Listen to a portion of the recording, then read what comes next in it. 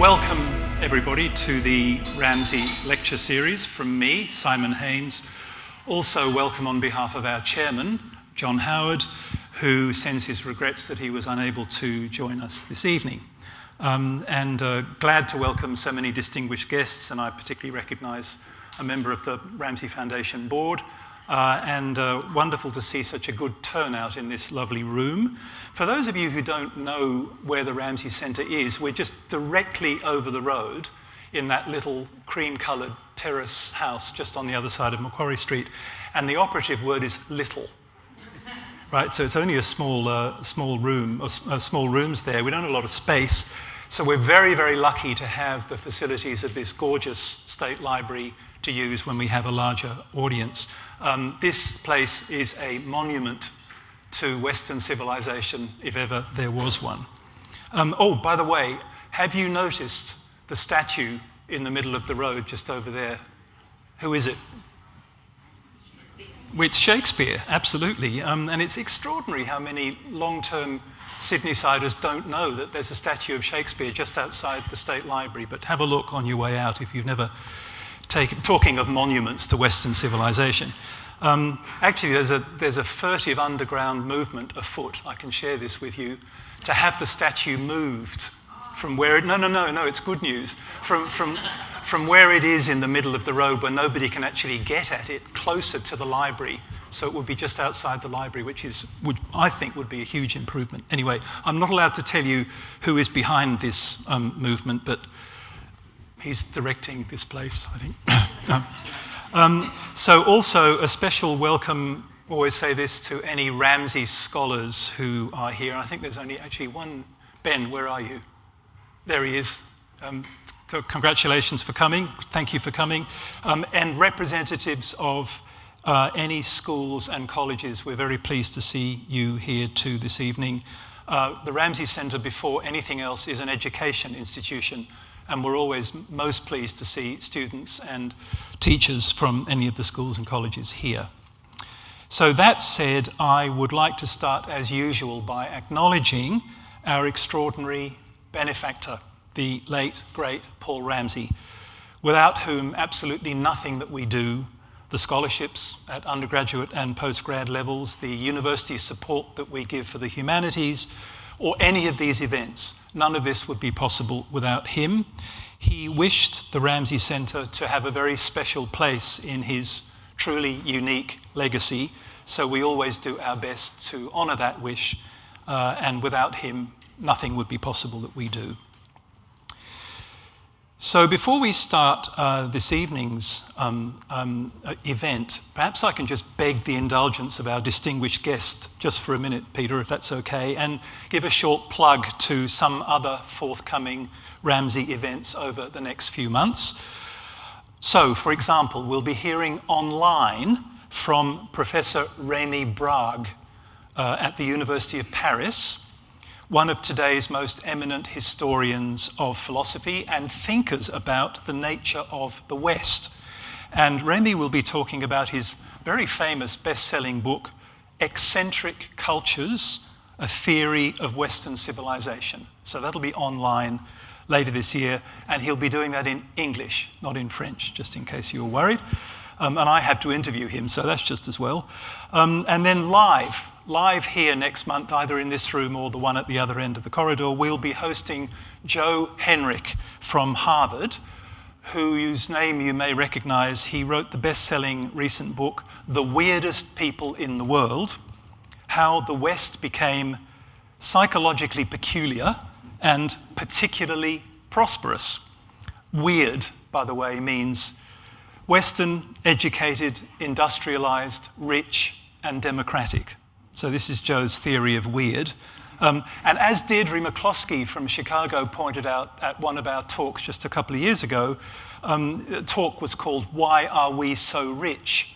If you think of the last two letters in Henrich's acronym, RD, rich and democratic, that was Deirdre's explanation of why we are so rich. So that'll be interesting. And then in September, we're going to be hosting Professor Robert Toombs, the very eminent Cambridge historian, history of France, history of Britain, other things. And he'll be talking about a recent project that he launched with a number of very eminent historian colleagues called History Reclaimed, in which they push back against false, this is their wording, false readings of history creating or aggravating divisions, resentments, and even violence in society. So that'll be good in September, probably. And then at a date we can't yet confirm, but we can almost for sure say it'll be sometime before then, or around then, until she has finished negotiating with various Middle Eastern potentates and heads of state about permissions for her archaeological digs. We are confident of finally welcoming the distinguished historian and broadcaster Bettany Hughes to Sydney later in the year. You may be aware she's done some wonderful talks for us online, and many of you will have seen her SBS series, so it'll be a treat to see her here in person later this year. So that's just a taster, just some of the events that we've got coming up. So please keep coming, particularly to our live events, but also keep watching our online talks and conversations too. And the other housekeeping matter, just to say at the beginning, do stay back afterwards, have some snacks and drinks, meet our distinguished guest. So that brings me to today's event. Now, if the Ramsay Centre's undergraduate programs, where we partner with universities to deliver BA degrees, if these programs stand for anything, it's teaching young people the importance of true critical thinking, in the proper sense of the phrase. Krisis, the Greek word, that is reaching a balanced judgment based on impartial scrutiny about a complex phenomenon or text or argument or concept. That's what true critical thinking is. And of course, it is a core practice, if not the core practice, in all of Western thought, originating with Socrates and Plato. And there are very few thinkers and practitioners in the world who are better qualified to talk to us about critical thinking and the Socratic method than Professor Peter Boghossian. Peter was formerly Professor of Philosophy at Portland State University. He is a founding faculty member at an institution that I personally, I think many of us find extremely exciting, which is the new University of Austin in Texas. That's not the University of Texas in Austin, different thing. And I had the great privilege of visiting the new University of Austin myself in November and reconnecting with Pano Kanalos, the president of the new university, who is also a long-term friend of the Ramsay Centre and has spoken at a Ramsay Centre event not so long ago.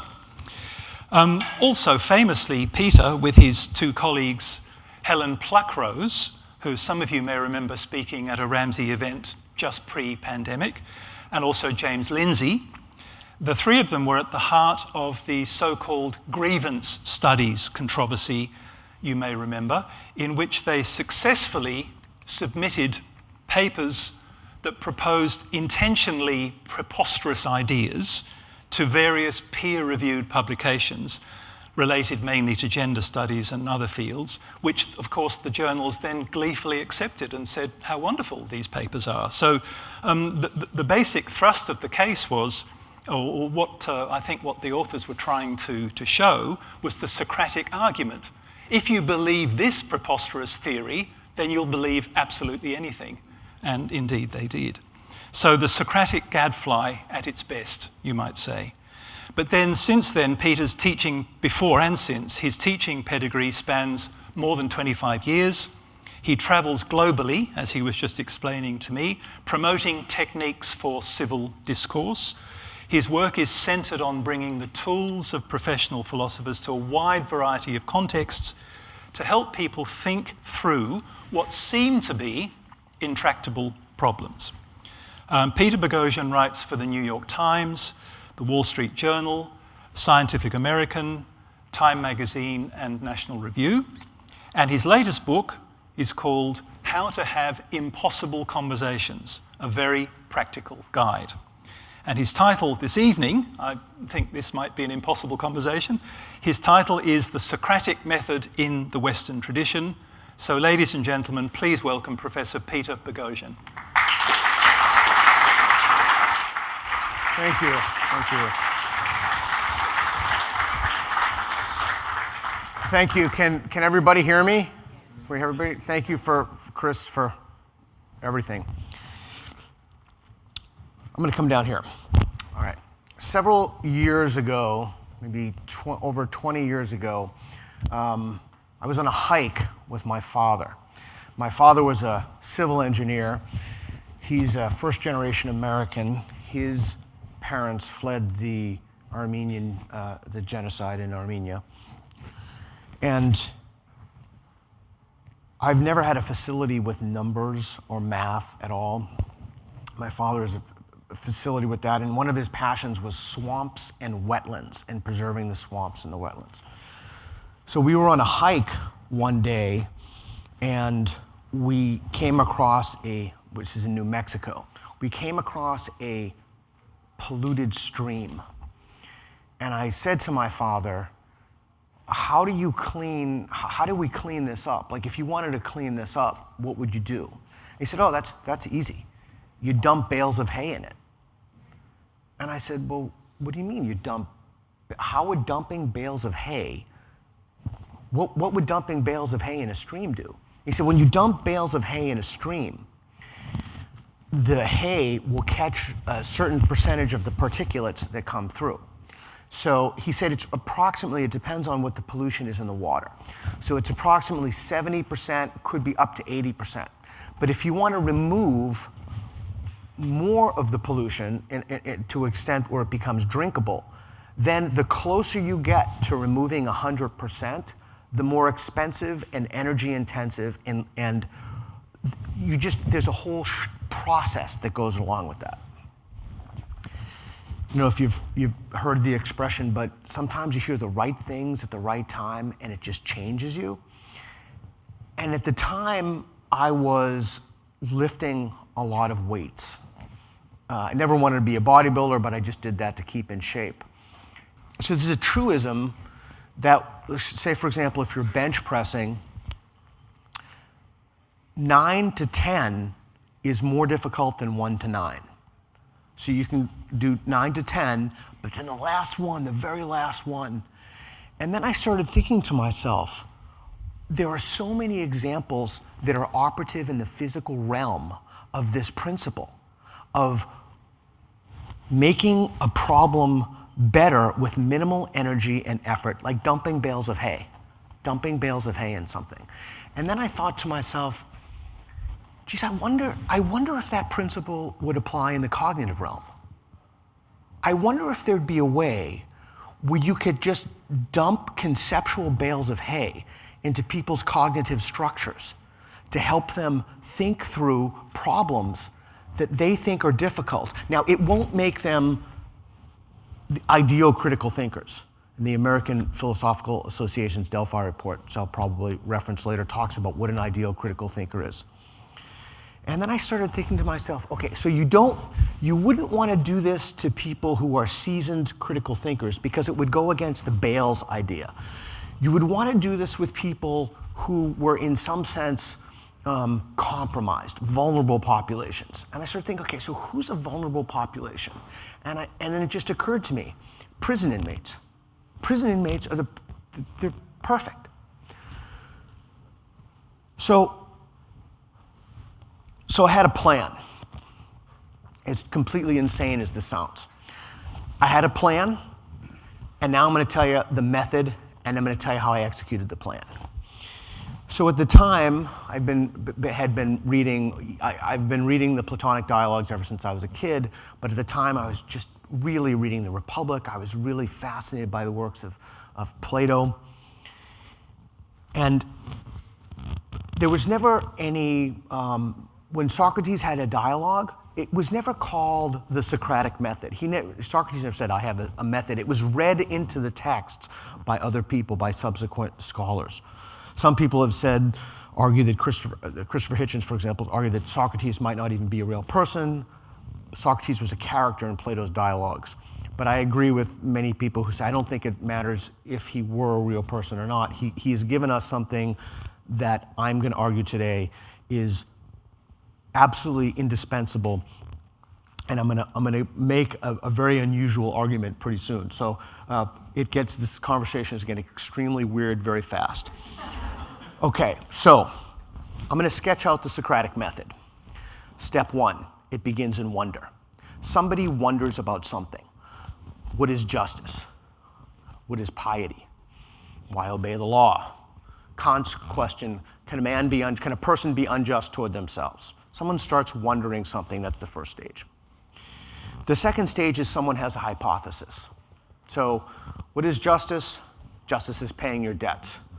This is from the first 3 books of Plato's Republic. What is justice? Justice is harming your enemies and helping your friends.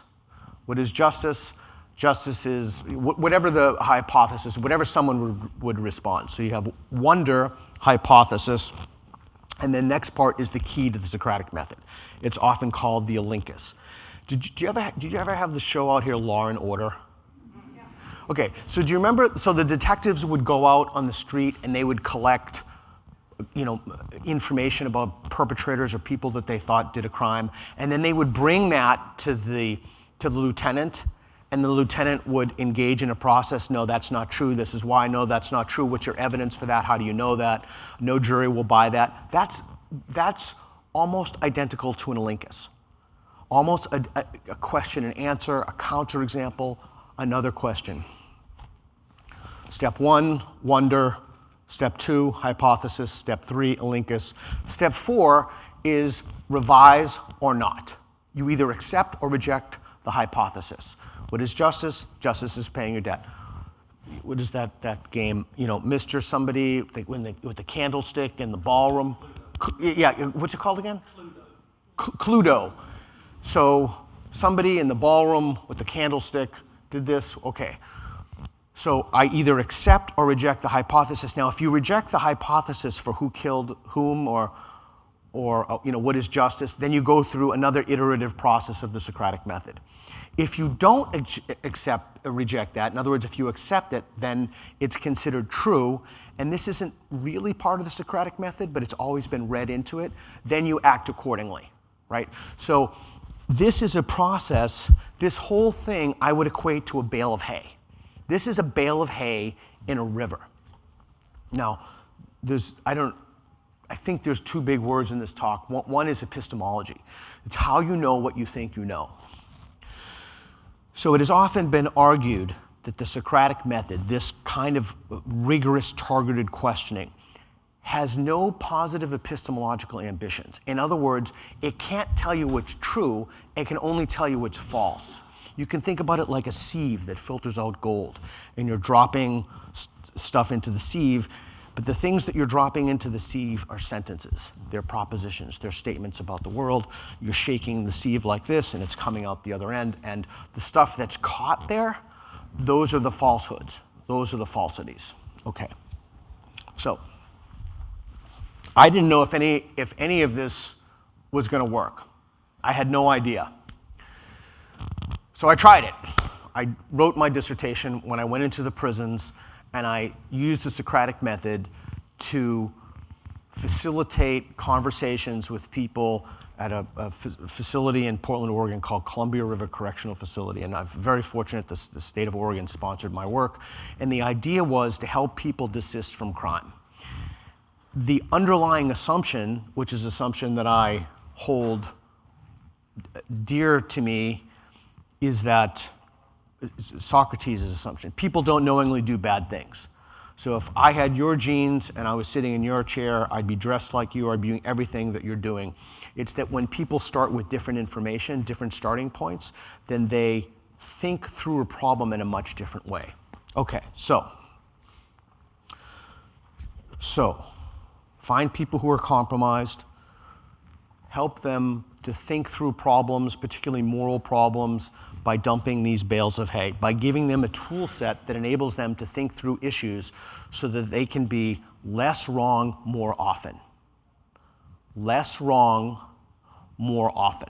Doesn't mean that they're going to come to some profound truths about their lives or discover huge embedded truths in the universe. So I tried it.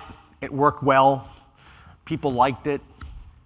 I don't know, I wasn't allowed access to the data because of privacy concerns in the United States. When you research protected classes, all the data is confidential, so I don't know ultimately if that was successful in helping them in their resistance to crime.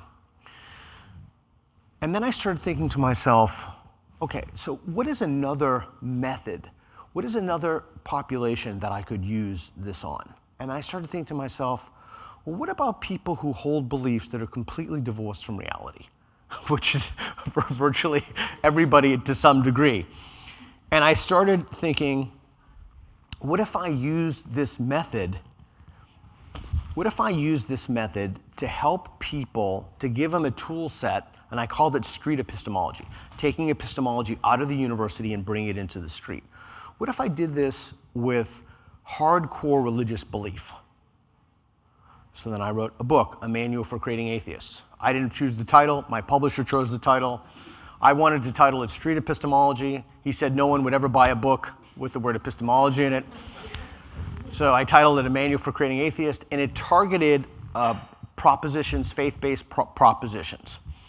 And the goal was to create 10,000 people who would go out and be civil and ask questions about why people believed what they believed. And you can see these, there have been, I don't know how many, read the president of Street Epistemology International. We've been hundreds of thousands of videos all over the world about this. Okay. So then I started thinking to myself, well, what if this just works with everything? What if there's, you could literally teach people in a micro intervention to talk to other people, to give them not a bale of hay, but a few pieces of hay, to kind of clean up their, you can think about it like epistemological hygiene. So I came up with a template that used the Socratic method as a core and then built onto that and added onto that structure from hostage negotiations, cult exiting, drug and alcohol treatment. And I wrote about that in my last book. Okay, is everything clear so far? Okay. So years ago, I heard Jordan Peterson, the Canadian psychologist, say something that completely changed the way I deliver talks. And what he said was, why would you give a talk on something you've already figured out? Why wouldn't you give a talk on something you're thinking about and make your reasoning process transparent to people? So I'm going to try an experiment tonight. And my experiment is, I'm going to make some very radical claims to you about what the Socratic method can do and what it can't do. And I'm going to think through this out loud with you. Okay. This is not a hypothesis because it's not testable. This is my speculation. I speculate right now that if the universe is populated by other sentient life, by other conscious life, and if it's not a conscious biological organism, maybe it isn't based in carbon, maybe it's AGI, artificial general intelligence, it does not matter what it is. The Socratic method would be the way that every civilization would naturally evolve toward. There's a necessity in the Socratic method that transcends particular language, transcends a culture, and it transcends a biology. And I'm going to try to make this argument tonight, as unusual as that sounds. So, when we think about what is an advanced civilization, I'll just throw this out as a placeholder. An advanced civilization would be capable of spacefaring, have a spacefaring civilization. What would you need to have a spacefaring civilization? Could you do that without language? Probably, but it would take a lot of time. You would need some variation of the scientific method. You'd have to have it. You'd have to have a way to test whether putting this fuel into this object, extracting these minerals, you would have to have a way of testing. So the way of testing that's built into the scientific method, Karl Popper, the Austrian English philosopher of science, called this falsifiability. You'd have to have a way to make those ideas falsifiable. The difference between the scientific method and the Socratic method is that the scientific method works in the empirical realm. So it works with empirical phenomena. In other words, building stuff, making stuff, creating stuff. It's perfect. That's why when you get up in the morning and you make a cup of coffee and you push the button, you know that radishes aren't going to come out.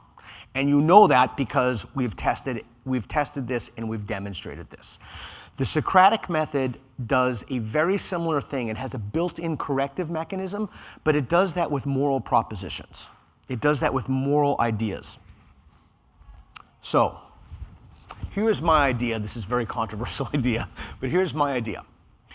That there are moral facts. That there are facts to be known about morality in the same way that there are facts to be known about playing the piano.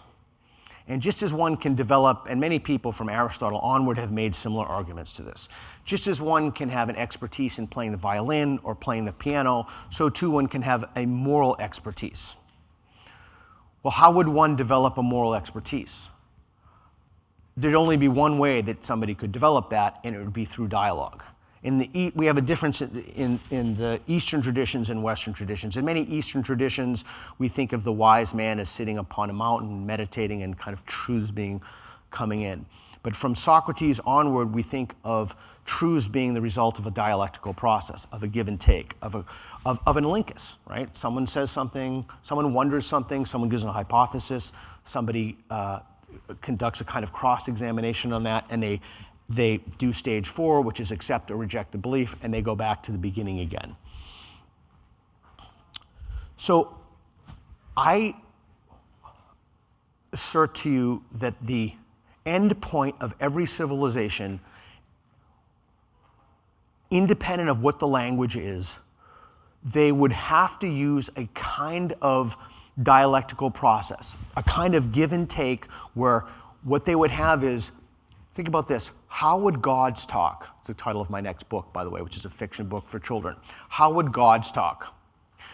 Gods would have extremely precise questions. But gods would also have something else, a thing that I haven't talked about. I mentioned the American Philosophical Association's Delphi Report, and we talked a little bit about critical thinking. Here's what's fascinating about critical thinking. There are 2 elements to critical thinking. The first element is the skill set, analysis, explanation, inference, etc. But there's another aspect that we don't talk about because we can't test it.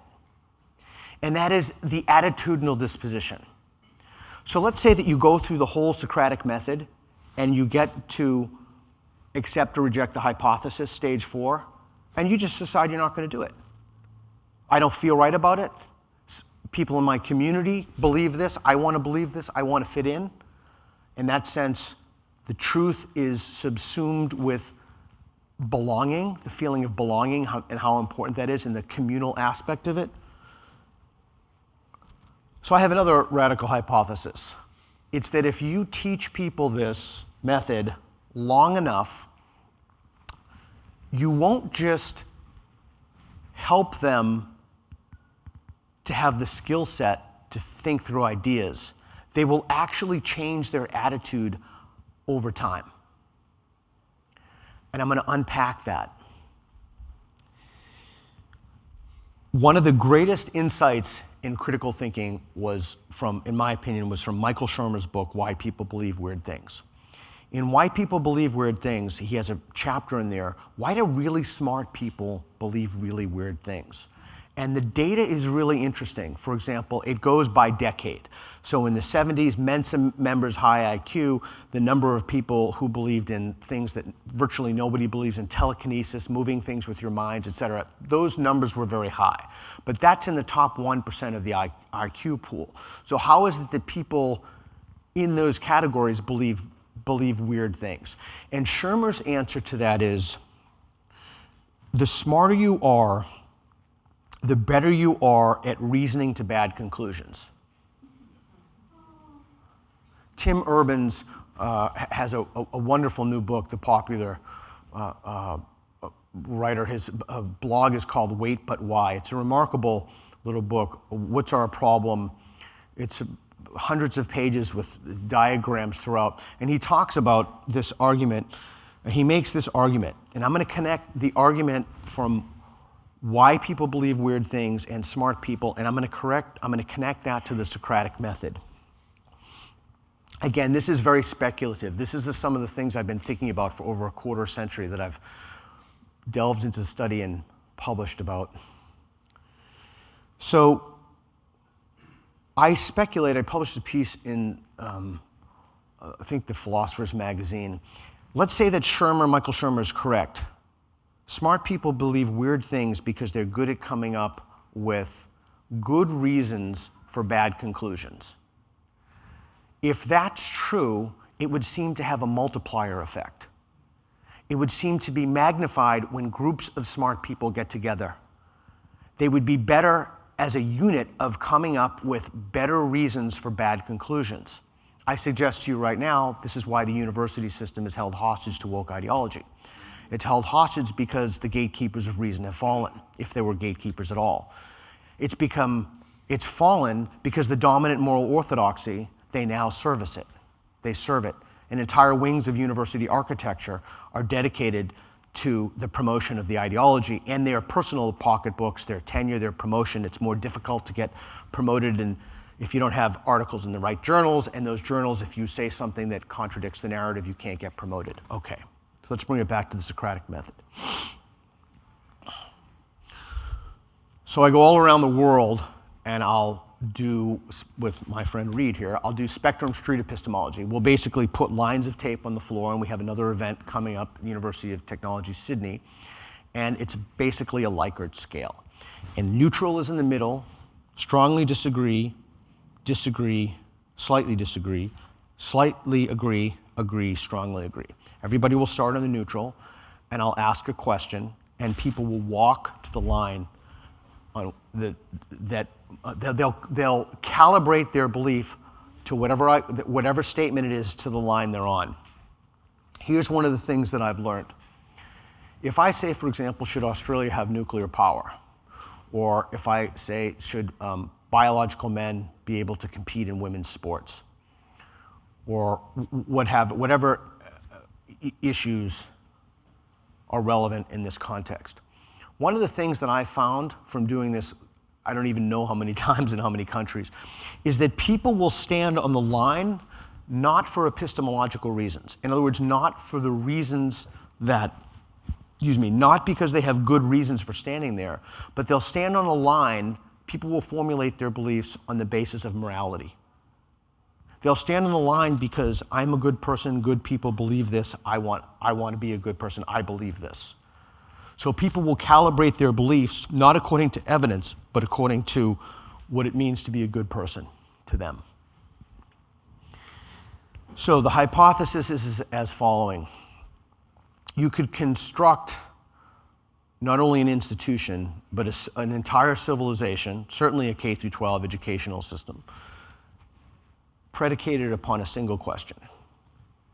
That question is, in my opinion, the most important question anybody can ever ask about their inner life outside the moral realm. And that's, how could I be wrong about something? How could I be wrong about X? Most people are asked why they believe it, and they tell you why they believe it, but almost no one is asked how they could be wrong about it. Embedded in the Socratic method, you're constantly asked, how could I be wrong about that? I believe, and I use that word very, very loosely, that has to be the end point of every civilization. That's how gods would talk to each other. Gods would talk to each other with nearly perfect questions, with precise linguistic meanings, and what words they use would be irrelevant. What is relevant is they would have to follow that 4-point formula. Every species, every artificial general intelligence, the end method would always be the same, independent of a structure. Now, what could possibly be my evidence for such a preposterous claim, given that we have absolutely no evidence for any life in the universe whatsoever? The Fermi paradox. It would be possible to develop a civilization to be spacefaring that had the scientific method. It would be impossible absent the scientific method. Could we say the same thing about the Socratic method? Is there some kind of telos? Is there some end? Is there some point in which a society has to evolve? And here's the reason I think that that's true. A society could never develop actual knowledge. And what I mean by that is just from Plato's Theaetetus, justified true belief, unless they could develop conditions under which their beliefs could be wrong. So they would have to be aware of the conditions under which their beliefs could be wrong. And if they weren't aware of that, then they could never know what they think they know. That's another problem with social justice or wokeism or what have you, is that you don't allow the other argument to enter into the frame. And when you don't allow the other argument to enter in, they have a word for it, it's called platforming. When you don't allow that argument to enter in, you never have a corrective mechanism to test your ideas. So if you truly believed what you think you believe, then debate might be too strong. Then you'd certainly know the arguments of people who have different beliefs than you. Okay, so let's take a step back. How am I doing on time? Am I okay on time? Okay, so I just want to take a step back. Let's run with this idea that there's a method of asking questions that can help people clean up their epistemological lives. The reason this is important is because we all want to believe fewer false things. So we want to believe more true things and fewer false things. The problem is we can't just believe everything that's true because we wouldn't know that. Like, you can't believe everything because you'd include false things. And then you can't not believe anything because you wouldn't have a way to navigate reality. So you have to find out what the balance to that is. So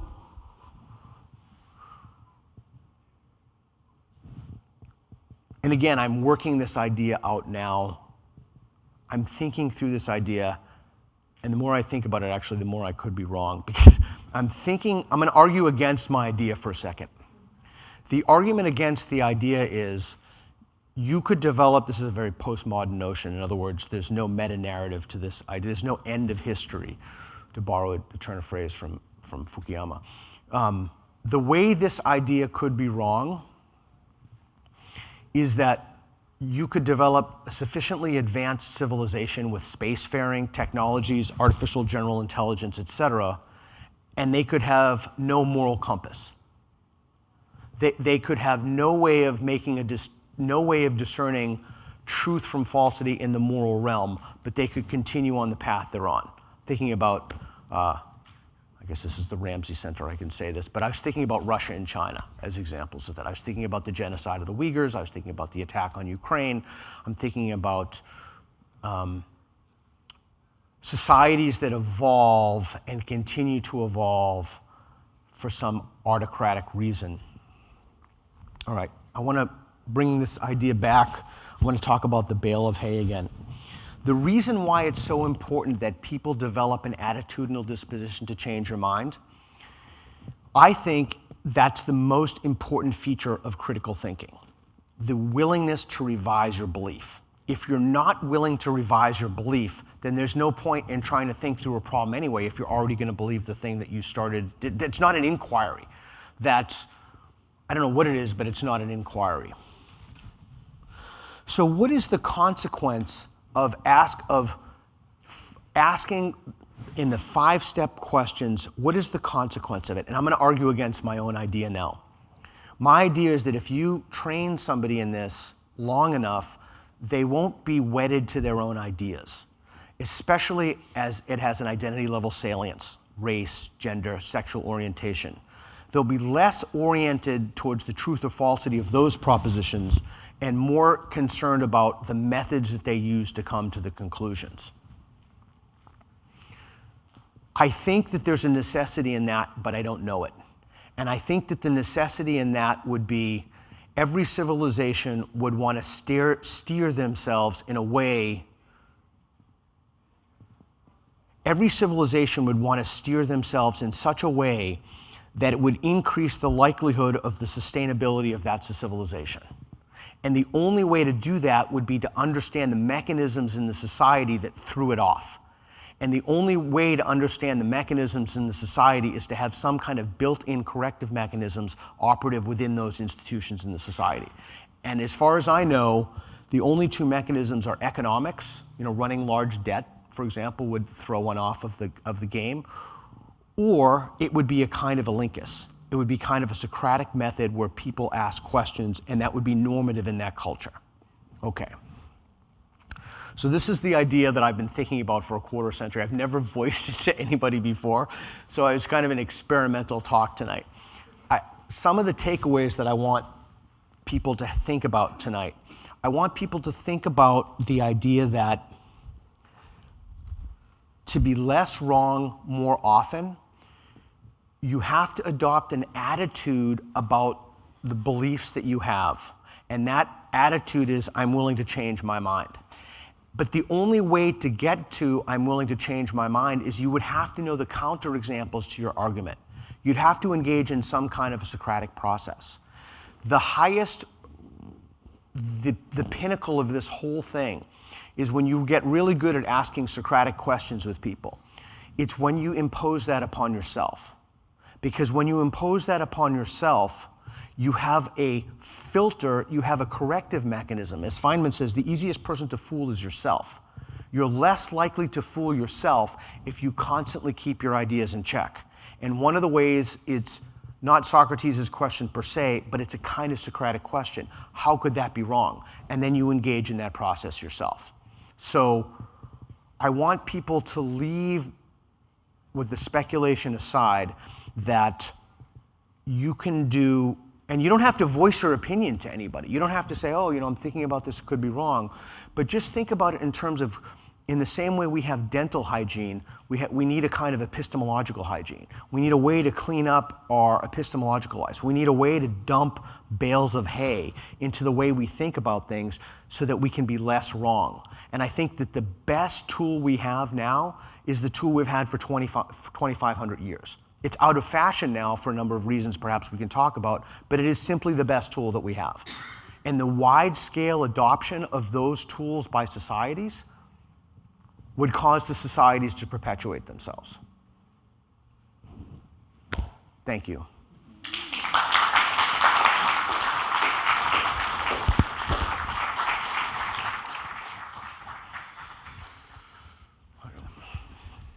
I know that was an unusual talk. I hope it was clear, though. No, it was fantastic. Am I audible still as well? Okay. Wonderful, Peter. And there's so many directions we can go with this, and I'm sure everybody will have questions they want to ask. So maybe I can just as an icebreaker. By the way, I was fascinated what you said about, basically about there is nobody harder to convince that they're being stupid than an intellectual. Correct. This is something we've had direct experience of many, many times at the Ramsey Center. It's very, very true. But what I was going to ask you was, so take a step back from the Socratic method and a conversation. Isn't there something that's kind of even more fundamental to having conversations than the ability, politeness? You had to be prepared to listen to the person who's Correct. being the Socrates in the story. Even if they're not eminent, it's to do with Especially if they're not eminent. Especially if they're not. That's right. So the quality of public discourse in so many ways nowadays seems so low that it seems we can't even get over the threshold of persuading somebody to have Correct. A Socratic dialogue. Why is that? It's a great How do question. we address that even more kind of fundamental social question? Anyway, over to you. Do you remember when I said that the reason people will stand on the line, it's not for epistemological reasons, it's for a moral reason? Yeah. The reason that we see a rise, and I see this in Australia now, the reason that we've seen this in the United States is because people believe they're better people if they don't entertain certain ideas. Right. So that's why my friend Michael Shermer, for example, they protested, and he's very very pro-gay marriage. They protested his event when he was speaking, when he was going to debate someone who's against gay marriage, and the reason is that they don't believe that, to quote the black lesbian, and I only mention that because it's 2023, Audre Lorde, the master's tools cannot disassemble or disable the master's house. So the master's house is patriarchy, the master's house is sexism, racism, homophobia, misogyny. You can't use the tools to disable the house that built the house in the first place: reason, rationality, science, epistemic adequacy, etc. So people have this belief that they're better people if they don't platform someone who has a difference of opinion. But the problem is that assumes that the things that you believe are true. So how do we address this? That is a phenomenal question. I am completely convinced at this point that the solution to why people latch on to ideas is rooted in two things. People will latch on to ideas because they have a community. The only thing people want more than being right is to belong, to be loved. And so the community aspect is one thing, and the moral aspect is another. So if people think that something is a moral good, they're far more likely to do it than for other motivated reasons. It always amuses me that we think of ourselves, or used to, as Homo sapiens, wise humanity. In fact, we're Homo aestimans, we're valuing, we're moral before we're intelligent, as it were, and tribal. Yeah, too. And that's why people formulate so we have feelings. There's a really interesting lines of literature on disgust. So we have feelings first, and then we look in our epistemic landscape for pieces of evidence that support our feelings we already have about things. Yeah. Well, I'm sure there are many questions from the floor, so let's open it to. So the first hand up, the second row just here, just right here. Yeah. I saw you taking notes there. That's. Just trying to follow. I hope it was clear. It was the first time I worked those ideas out. So thank you for allowing me to do that. That's great. Yeah, no, it was kind of being part of a great experiment. I guess I've just got two quick questions. One is maybe agreeing with your point about asking how can we be wrong. Yeah. My history is like in computer programming and counselling, and when I know something's wrong with a computer program and I talk it out with someone, I often find the problem through talking it out. Right.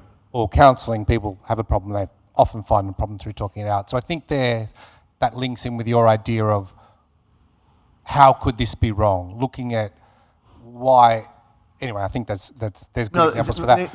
Let's linger on that for a second. I think that's correct, and I think that those embedded models, even having someone to bounce that off of, is extraordinarily helpful.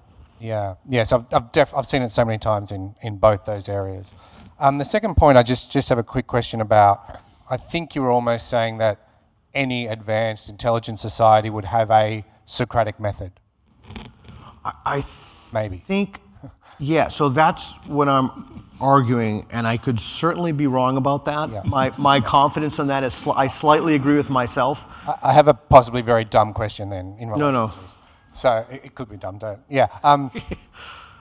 So would we say the Socratic method is fairly Western? Mm-hmm. And would we say there's other advanced cultures on Earth?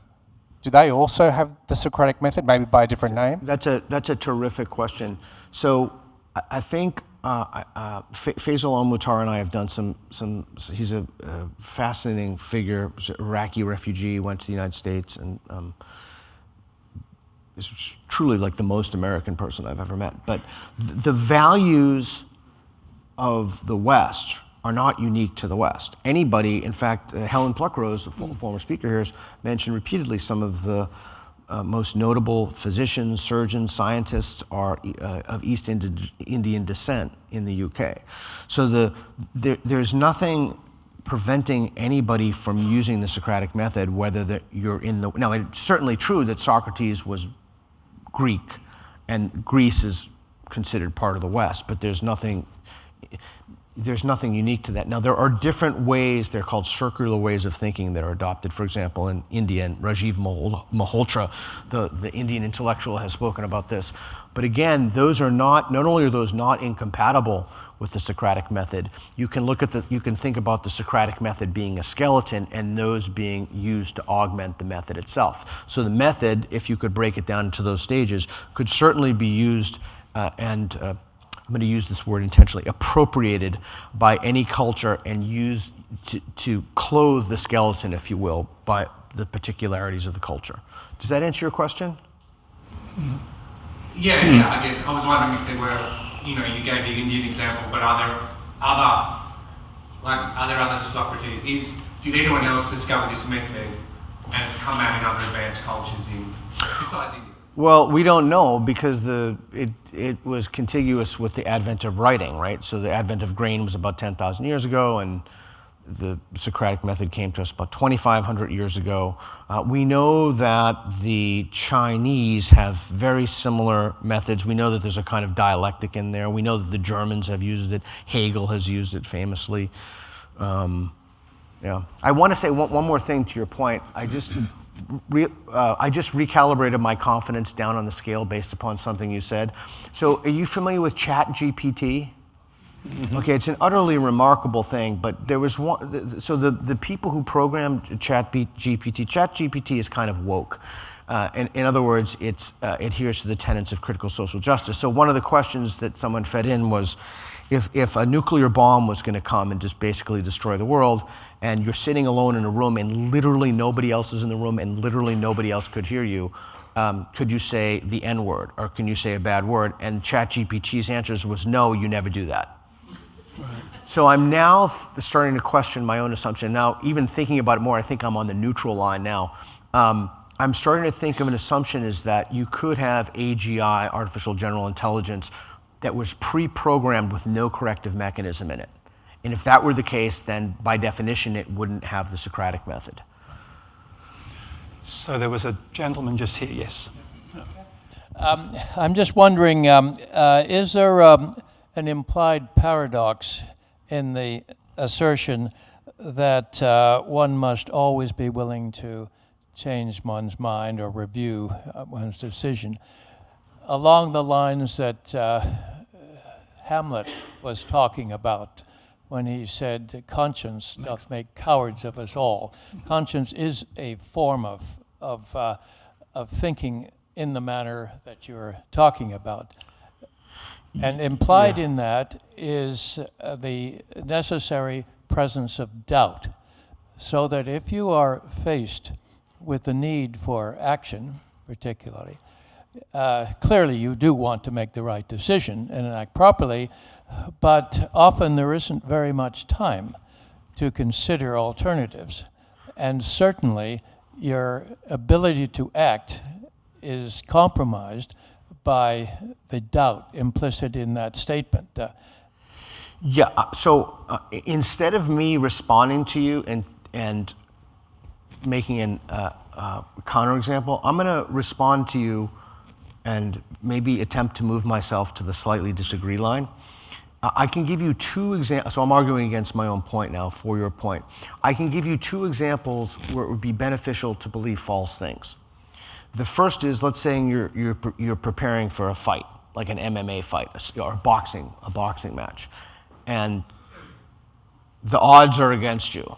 You would want to do a lot of self-talk. Oh, I can, kapow, I can beat this guy. I know I can. Victory is the only thing. And it could be the case that attitude that somebody has, even though it's not in alignment with reality, could skew the outcome in your favor, right? I mean, it could certainly be the case that if you go in with a bad attitude, you're more likely to lose. The other thing is, if I hadn't read this study, but somebody, excuse me if this is a little inappropriate or vulgar, but my friend is a psychiatrist, and he told me this story because we're having a very similar conversation. So men were given photos. Men were asked to rate themselves on attractiveness on a scale from 1 to 10.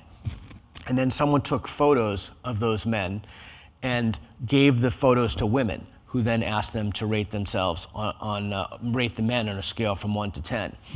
The men were then asked how many, the frequency of their sexual relationships. And consistently, the men whose numbers were higher than the number that the women assigned them had more sexual partners.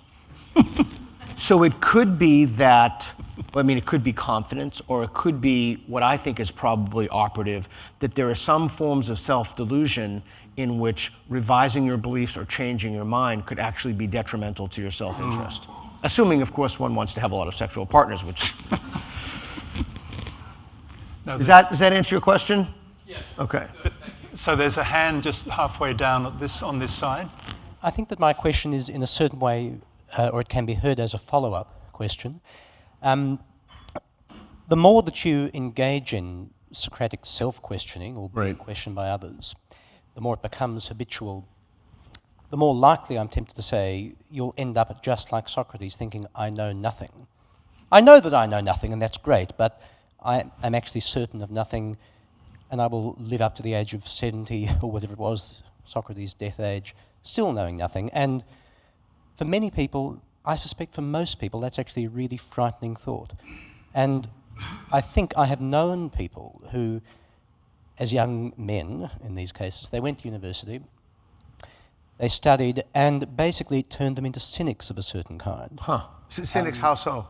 Well, what I mean, I hope I'm not being unfair to them. I think it basically made them think, listen, you can argue your way in and out of anything, and in a way you were making this point, the Michael Shermer point. What's the purpose of it? If we're not going to reach final truth, why bother? Let's just do one of two things. Let's just go with the flow. And I actually know someone for whom I think this has become virtually an article of faith. I must go with the flow. Right. Or let's go quite literally with some established faith, Christian, Jewish, whatever it may be. And people like that, precisely because of their being exposed to it, will think, I want no more of that.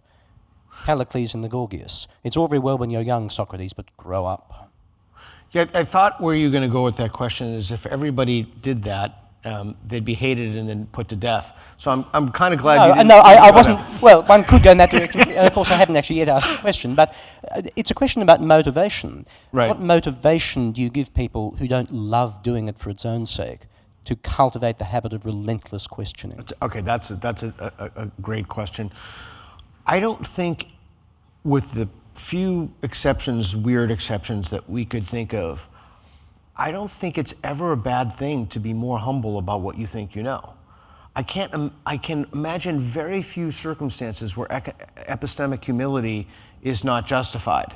And if you don't buy that on epistemic grounds, buy it on social grounds, right? People don't like a know-it-all. People don't like somebody who's in your face. People kind of, it's almost the opposite of Aristotle. Aristotle had this idea of the Athenian gentleman. You boast when you're proud of something, but the Christianity has a kind of humble narrative that runs throughout it. I think so. I would give two reasons. Being more humble about what you claim to know is an intrinsic good, and I think it's also a social good as well.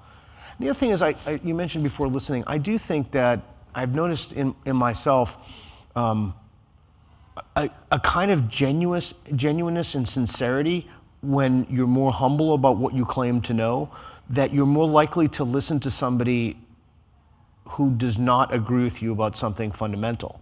And so you can also think about it as an opportunity to recalibrate your beliefs based upon the evidence. But you'll never get that opportunity to recalibrate your beliefs if your confidence is extended beyond the warrant of the evidence.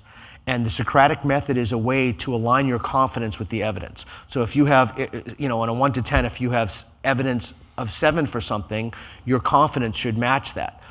But almost invariably, we have some level of evidence and our confidence is above that. I mean, now everybody's an expert on bank collapse, COVID, the Ukrainian war, US military deficits. So I do think there's an intrinsic good to be more humble about what one claims to know. There was a question down here. Thank you. Thank you, Peter. Excellent discussion. I suppose my question, in a way, is a follow-up to the follow-up, and that is, where is the place for conviction and moral, especially a moral conviction, in your discussion here? I deal with a lot of people in my professional and personal life who have, for reasons that I totally understand, very sincere moral convictions. They see themselves as, in a way, being the rock in the rapids, especially in the area of constant changes in bioethics. A very good example is the modern debate about family formation. Right. There's a lot of people who have, and I perhaps would count myself among them, a very strong conviction in the mother-child bond. Now, this is constantly being challenged by the new evidence, in inverted commas, about bioethics. Where is the place for having something that is considered a strong moral conviction in a conversation where we are being asked to constantly reassess? Okay, so before when we spoke, you told me I was a friend of the Ramsey Center. I hope after the response I give, my status as friend of the Ramsey Center will not be revoked. So when I hear conviction, I translate that in my head as, I will not change my mind on the basis of evidence. That's how I translate that. So I don't think, I think it's a mistake to think in terms of convictions.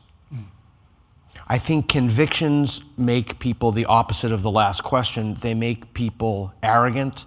They make people, at some point, if you don't have enough evidence, I mean, look, when you're talking about conviction, that is a kind of certainty that is impervious to evidence.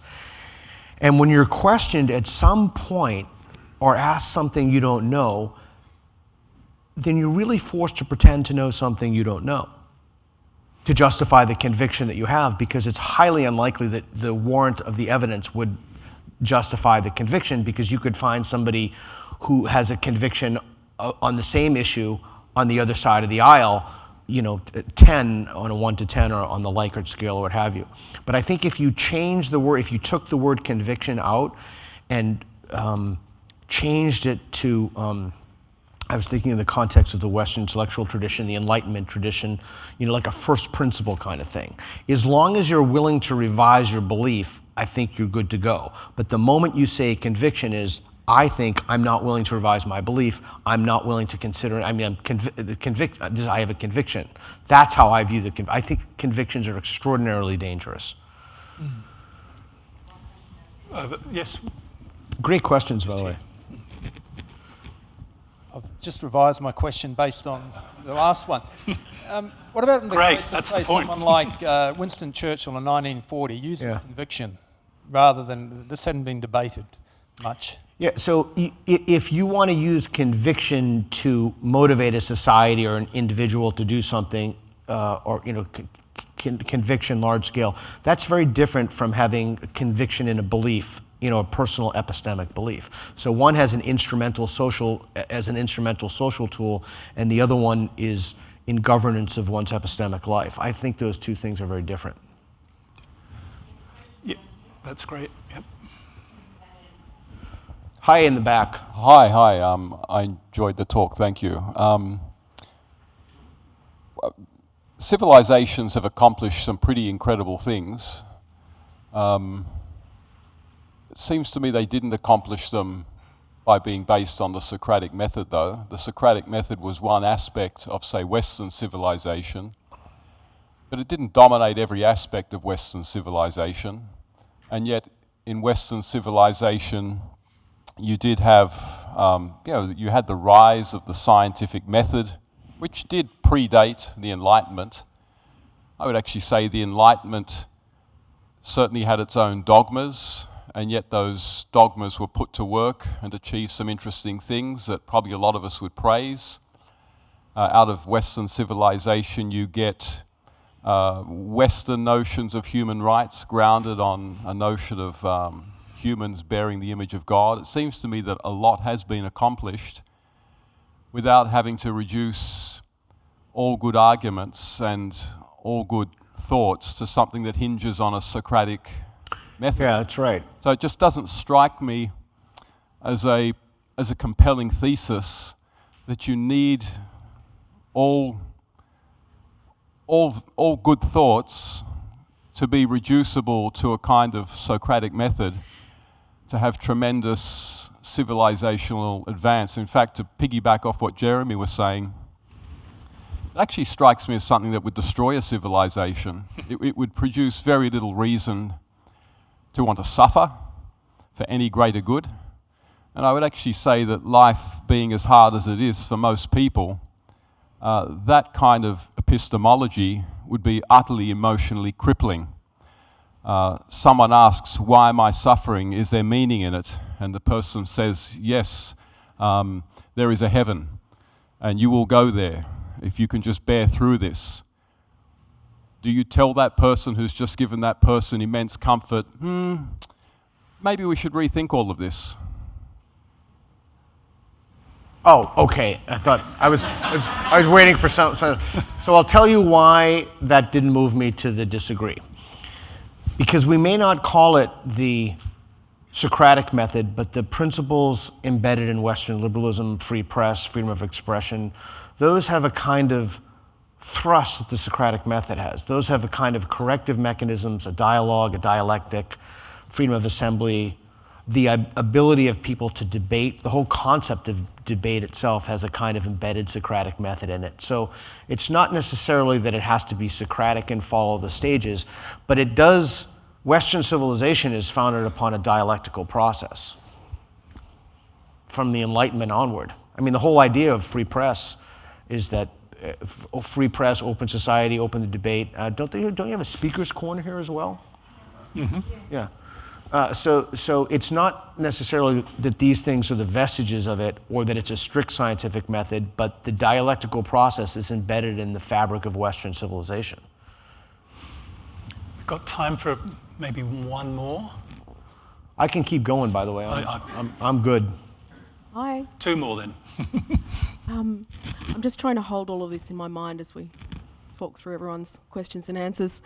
So I just wanted to ask, the man down the front who talked about moral conviction, does that go back to your statement earlier about there being certain moral truths, the way there are certain scientific empirical truths? Yeah, I think there are. I mean, I think that I figured some of those out. I think that we've figured some of those out. You know, the Overton window has moved on slavery, for example. So I think we've figured those out. But just because we've figured those out, it doesn't mean that they're off the table to talk about, right?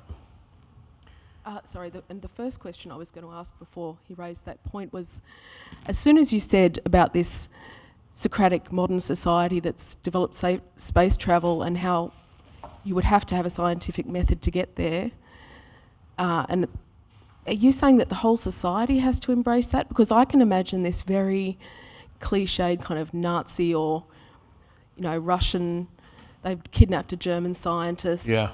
They're all about glory and competition and God knows what else. And they have, they're forcing people to work with the scientific method to their own non-scientific ends. No, those ends would be scientific, but they wouldn't be moral. So at some point, you can't really make or develop anything, a light or anything, because you need a process of experimentation. And that's what the scientific method is.